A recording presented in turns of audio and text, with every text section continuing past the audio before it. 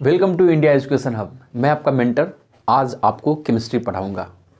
इस India education hub के app के थ्रू आप हमसे जुड़ेंगे, जिसका लिंक आपको नीचे मिलेगा। किसी भी तरह की जानकारी, किसी भी तरह का डाउट क्लियर कर लीजिए, उसके लिए भी नंबर नीचे दिया गया है। आप हमारे काउंसलर से डायरेक्ट बात कर सकते हैं। इस चैनल को आप सब्सक्राइब कर दीजिए, लाइक कर दीजिए और जिनको भी ज़रूरत हो उनको आप शेयर कर दीजिए।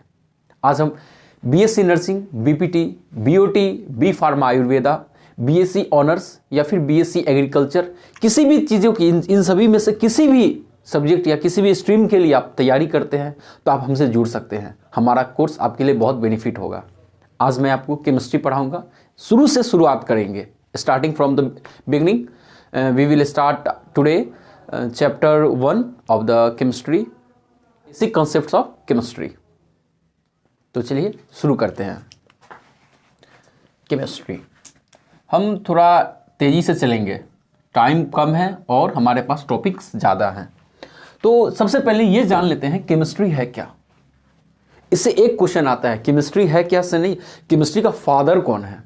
पर मैं आपकी जानकारी के लिए बता दूं, कहीं आप ये ना कहना कि टीचर को आता नहीं था इसलिए नहीं बताया।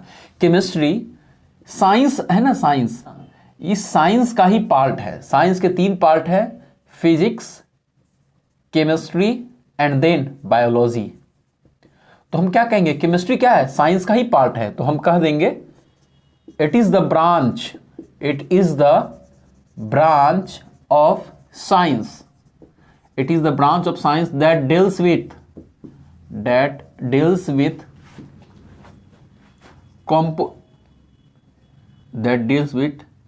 composition,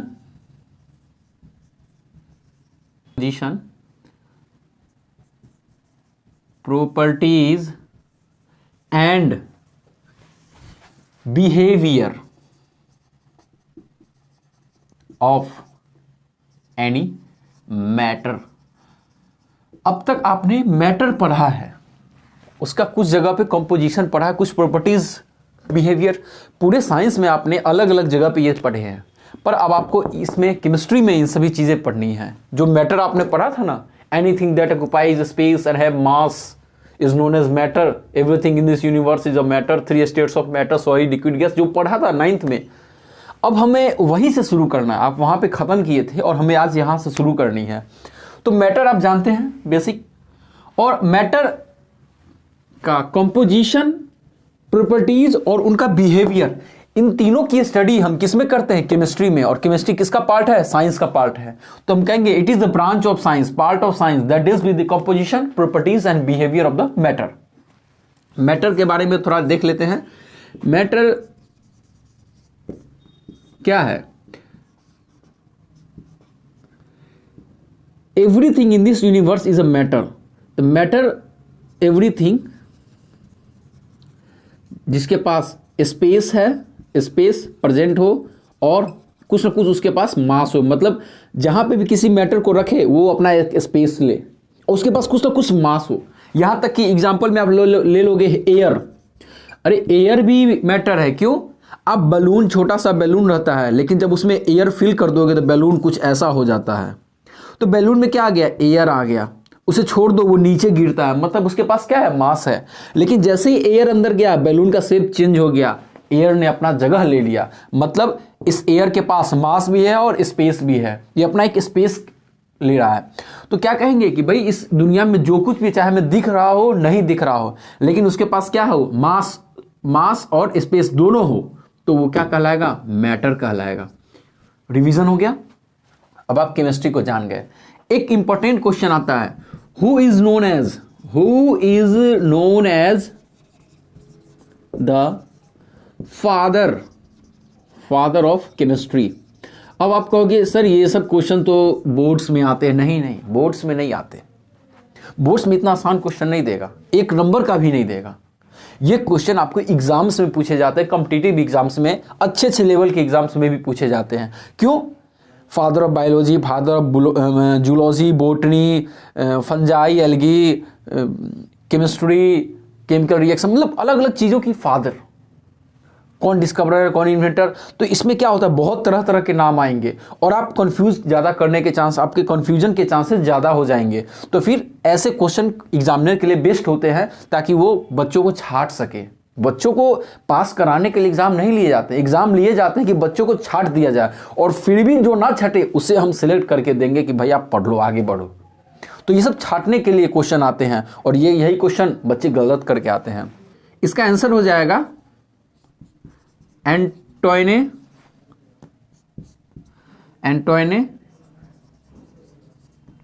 इसका आंसर हो जाएगा एंटोइने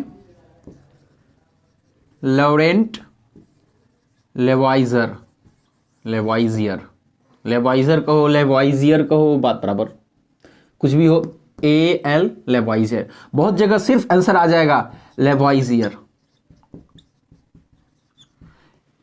या तो आपको सिर्फ ये दे देगा या फिर आपको पूरा नाम दे देगा, या फिर AV लेवाइजियर,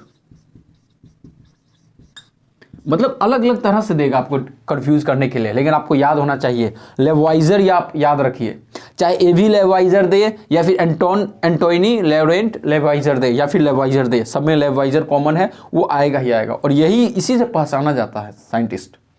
तो यही है, इसी को फादर ऑफ केमिस्ट्री कहा जाता है, ये आप जान लीजिए। इतना हो गया, देख लीजिए एक बार फिर से। Chemistry, it is the branch of science that deals with the composition, properties and behaviour of the matter. Matter क्या है? Matter everything in this universe, इस यूनिवर्स में everything in this universe is a matter, but the condition is they must have space and must have the mass. उनके पास अपना मास होना चाहिए, कुछ ना कुछ स्पेस बोलेंगे। एग्जाम्पल में यदि कोई सोचते हैं एयर मैटर नहीं है, तो एयर मैटर है। प्लानेट, जुपिटर और सैटर्न, स्टार में सन ले लो, मून ले लो किसी का। वैसे एक बात बता दूं, जुपिटर के पास कहा जाता था कि मैक्सिमम मून है। कुछ कुछ एग्जाम्स में जीके भी पूछ दिए जाते हैं, तो थोड़ा ध्यान रखिएगा। जुपिटर के पास मैक्सिमम मून, और सैटर्न के पास फर्स्ट नंबर पे ये आता था, सेकेंड नंबर पे ये आता था मैक्सिमम मून के मामले में। पर अब ये डेटा चेंज हो गई है, अब सैटर्न हो गया है नंबर 1। अब क्या हो गया है? सैटर्न नंबर 1 हो गया है। इसके पास सबसे ज्यादा मून है, जुपिटर से भी ज्यादा। तो इस बात को आप ध्यान रखेंगे। हाँ, तो जितने भी सेलेस्टियल बॉडीज ही क्यों ना हो, कोई डस्ट पार्टिकल क्यों ना हो, वाटर क्यों ना हो, ये सभी क्या है? मैटर है। मैटर की आप 9th में 3 स्टेट्स पढ़े थे, solid, liquid and gases. Plasma वगैरह आपको पढ़ना नहीं है, बोसॉन पार्टिकल भी पढ़ना नहीं है, आपको सॉलिड पढ़ना है, लिक्विड पढ़ना है, गैस पढ़ना है। ये सभी एक दूसरे में इंटरचेंजेबल होते हैं। पर आपको मालूम है कुछ ऐसे भी सब्सटेंस होते हैं वो इंटरचेंजेबल नहीं होते, सभी में नहीं जाते हैं। सॉलिड से उसको गर्म किया जाएगा तो सॉलिड से लिक्विड की जगह सीधे गैस हो जाते हैं, और गैस से ठंडा किया जाएगा तो लिक्विड की जगह सीधे सॉलिड हो जाते हैं, गैस से सीधे सॉलिड और सॉलिड से सीधे गैस। तो ये सब्सटेंस जो है इनको क्या कहा जाएगा? इनको कहा जाएगा सब्लिमेट सब्सटेंस। क्या कहा जाएगा? Sublimate substance, sublimate. और वो प्रोसेस होता है ना, सॉलिड से गैस में बदलना या फिर गैस से सॉलिड में बदल जाना, ये दोनों ही प्रोसेस को क्या कहा जाता है? सब्लिमेशन कहा जाता है। क्या कहा जाता है? सब्लिमेशन कहा जाता है। तो एग्जांपल में आप देख लो, सॉल्ट देख लो, जितने भी आपके सॉल्ट हैं सारे के सारे सब्लिमेट सब्सटेंसेस हैं। तो इनको आप थोड़ा ध्यान रखेंगे। तो अब आगे कंटिन्यू करते हैं, ठीक है। मैटर को देख लेते हैं थोड़ा अच्छे से।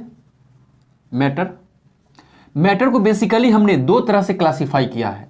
एक फिजिकली क्लासिफिकेशन करते हैं, फिजिकल क्लासिफिकेशन, मतलब कि फिजिकली हम उसको मतलब कह देते हैं कि भाई ये सॉलिड है, ये लिक्विड है, ये गैस है।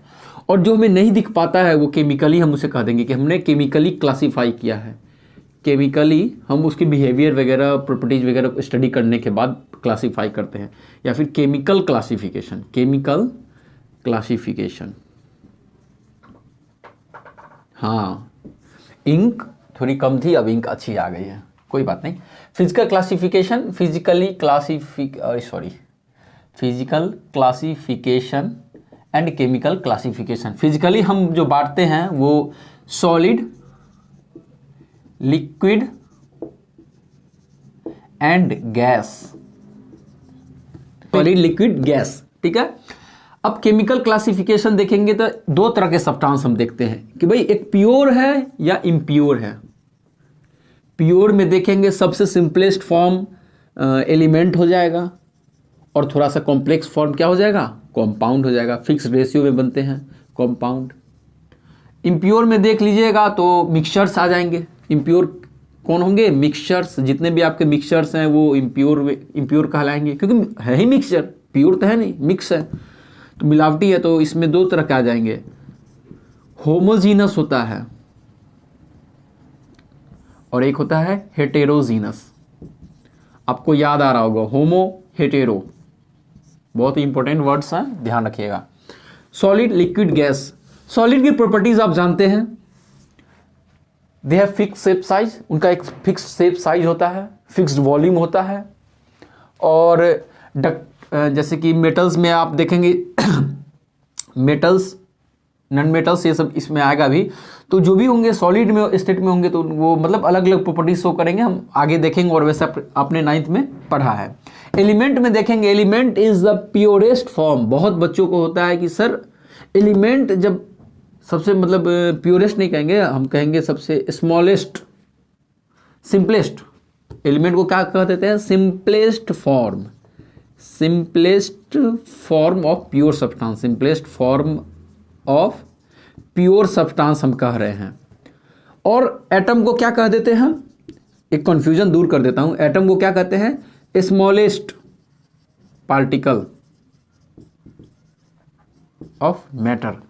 तो बहुत बच्चों को दिक्कत ये होता है कि सर ये आखिर अलग अलग कैसे हो गए। कहीं ना कहीं दोनों तो सेम बात कह रहे हैं, नहीं कह रहे हैं सेम बात। ये सिंपलेस्ट क्या है, फॉर्म है। जैसे वाटर तीन फॉर्म्स में होते हैं, वेपर के फॉर्म में, लिक्विड के फॉर्म में और आइस के फॉर्म में। सॉलिड लिक्विड गैस तीन स्टेट, तो वो फॉर्म है। और ये स्मॉलेस्ट पार्टिकल है। वाटर का स्मॉलेस्ट पार्टिकल क्या होगा, हाइड्रोजन, ऑक्सीजन, और इन दोनों को मिला करके जो बनाएगा मॉलिक्यूल। तो वाटर क्या, एक जो भी सब्सटेंस है वाटर, वाटर को सबसे स्मॉलेस्ट देखोगे तो मॉलिक्यूल आएगा, और मॉलिक्यूल को तोड़ दोगे तो फिर हाइड्रोजन ऑक्सीजन अलग अलग एटम हो जाएगा, वो वाटर नहीं रहा।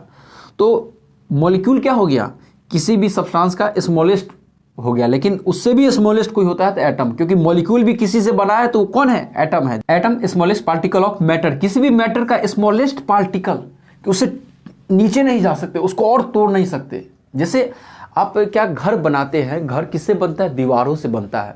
दीवार, मकान, सॉरी घर नहीं, मकान, मकान दीवारों से बनते हैं, कमरों से बनते हैं, कमरे दीवार से बनते हैं, दीवार ईंट से बनते हैं। और ईंट सबसे छोटा है, ईंट को तोड़ देंगे तो पत्थर भी नहीं बन पाएगा, वो तो टुकड़ा हो जाएगा। तो ब्रिक्स क्या हो गए, स्मॉलेस्ट यूनिट हो गया। हमारा बॉडी ऑर्गन सिस्टम से बना है, organ system, organ, tissue, cell किससे, सेल ऑर्गेनेल्स छोटे छोटे। लेकिन तोड़ दोगे सेल को तो सेल नहीं रहा, वो टूट गया सेल ऑर्गेनेल्स में। सेल ऑर्गेनेल्स से टिश्यू नहीं बनते, सेल ऑर्गेनेल्स से सेल बनते हैं। लेकिन सेल ऑर्गेनेल्स को हम नहीं कंसीडर करते हैं, क्योंकि सेल को हम कंसीडर करते हैं। सेल सभी ऑर्गेनिज्म, लिविंग ऑर्गेनिज्म में सेल पाया जाता है, चाहे वो सिंगल सेल का हो या उससे बड़े हो। और cell is the basic unit इसलिए कहा जाता है, वो हम आपको बायोलॉजी में पढ़ाएंगे, यहाँ नहीं। तो atom smallest particle of matter, और element simplest form of matter, simplest form of matter. किसी भी मैटर का क्या है, ये सिंपलेस्ट फॉर्म है। और ये एटम क्या है, स्मॉलेस्ट पार्टिकल है। तो आप याद रखेंगे सिंपलेस्ट फॉर्म, एलिमेंट ई से स्टार्ट होता है और फॉर्म एफ से स्टार्ट होता है, ई के बाद एफ। तो आप एलिमेंट का याद रखेंगे सिंपलेस्ट फॉर्म। तो बच गया क्या, एटम स्मॉलेस्ट पार्टिकल, ये तो आपको मालूम ही है। तो इसमें कहीं कंफ्यूजन नहीं करना है। और पूछ देगा कि एटम इज द पहला option simplest form, smallest particle, तीसरा बोथ, चौथा नन। तो जो तीसरा वाले होते हैं तुक्केबाज, जो तीसरा मानने पे ज़्यादा बिलीव करते हैं, उनका बिलीव उनको धोखा दे जाएगा। यहाँ आंसर जाएगा, एटम क्या है, स्मॉलेस्ट पार्टिकल है, तो आंसर 2 जाएगा, आंसर 2 जाएगा। तो इसको आप ध्यान रखेंगे। अब आते हैं कंपाउंड पे। कंपाउंड क्या है, सिंपलेस्ट नहीं है, कॉम्प्लेक्स है, कॉम्प्लेक्स है। ये भी प्योर है पर ये कॉम्प्लेक्स है। इम्प्योर मिक्सचर्स क्या है? होमोजीनस, जैसे कि condition through out the same रहते हैं। होमोजीनस और हेट्रोजीनस में अंतर यह है कि हेट्रोजीनस मिक्सचर को आप अलग कर पाएंगे, होमोजीनस को नहीं कर पाएंगे। दूध में पानी मिला दो या पानी में दूध मिला दो, क्या आप दूध और पानी को अलग कर सकते हो? नहीं कर सकते। तो हम होमोजीनस का एग्जांपल दे देंगे मिल्क प्लस वाटर। लेकिन वही हम राइस प्लस पेबल कर दे, पेबल मीन्स छोटे छोटे पत्थर, पेबल्स, राइस प्लस पेबल, तो किसका एग्जांपल हो जाएंगे? वो हो जाएंगे हेट्रोजीनस का। हम चावल में से वो हैंड पिकिंग मेथड होता है ना सेपरेशन का, 9th में आपने पढ़ा था, याद होना चाहिए। तो हेट्रोजीनस में राइस प्लस पेबल कर देंगे तो उसमें से हम पेबल्स को हटा देंगे, हैंड पिकिंग मेथड से हाथ से चुन के हटा देंगे। सिविंग, विनोइंग आपने बहुत सारे पढ़े थे, उसी में एक हैंड पिकिंग मेथड है सेपरेशन ऑफ सब्सटेंसेस में। तो आज इतना देख लिए, अब आगे बढ़ते हैं। अब थोड़ा बात करते हैं एलिमेंट और कंपाउंड के कुछ इंपॉर्टेंट पॉइंट्स के बारे में। एलिमेंट में आपको याद रखना पड़ेगा अर्थ क्रस्ट में, अर्थ जो है तो अर्थ के अंदर कोर है, कोर के बाहर क्या है? मेंटल, मैग्मा से रिलेटेड है, यहीं पे मैग्मा पाए जाते हैं। और ये आपका क्रस्ट है, क्रस्ट में आउटर और इनर हार्ड बेडरॉक। तो क्रस्ट में हम बात करेंगे कि भैया क्रस्ट में कौन, अर्थ क्रस्ट में सबसे ज़्यादा कौन पाया जाता है और सबसे कम क्या कौन पाया जाता है। क्वेश्चन ये नहीं आता है सबसे कम, सब क्वेश्चन आता है कि विच इज़ द सेकेंड या फिर which is the maximum, which element is maximum found in the earth crust. Earth crust में सबसे ज़्यादा पाए जाने वाले एलिमेंट, या फिर अर्थ क्रस्ट में दो सबसे ज़्यादा पाए जाने वाले, यानी पहला दूसरा।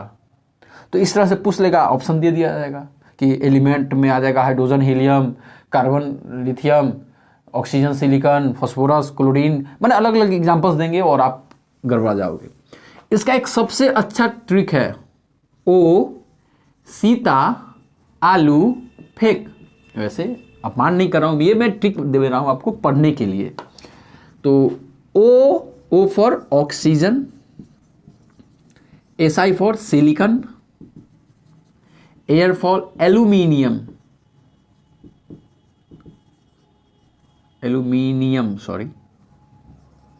And FE for iron.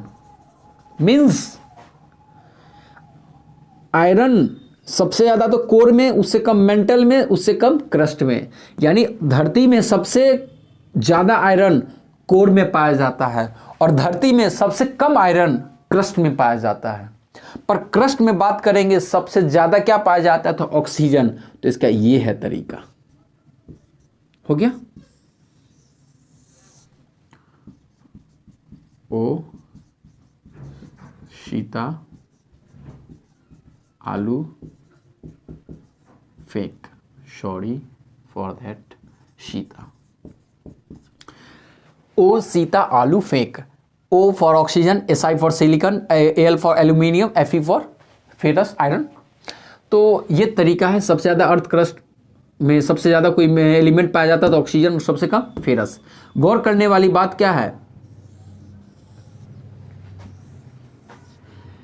Earth crust में सबसे ज़्यादा कोई पाया जाता है तो वो क्या है, वो नन मेटल है। यानी नन मेटल, ऑक्सीजन क्या है, नन मेटल है।